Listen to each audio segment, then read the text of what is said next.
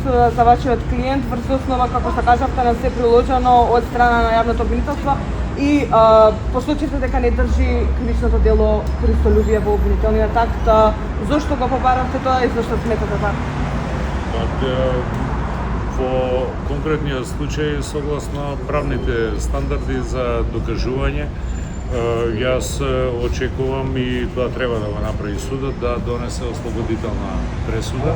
за Александар, особено поради тоа што застапникот на обвинението немаше доблест да го повлече обвинението, иако е свесен очигледно дека нема докази, а од друга страна и самиот јавен обвинител на 11 јуни 25 година во завршен изглад кажа, цитирам, не постојат докази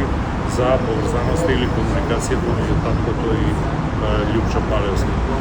Меѓутоа, сепак, имајќи и предвид сите овој аспекти, ќе бидам до крај резервиран и внимателен, бидејќи не сакам да верувам дека овој судечки совет ќе пристапи кон некакви си компромисни одлуки, пред се раководени од трошоците на постапката кои треба да припаднат на Александар по завршувањето на оваа постапка и по објавувањето на ослободителна пресуда.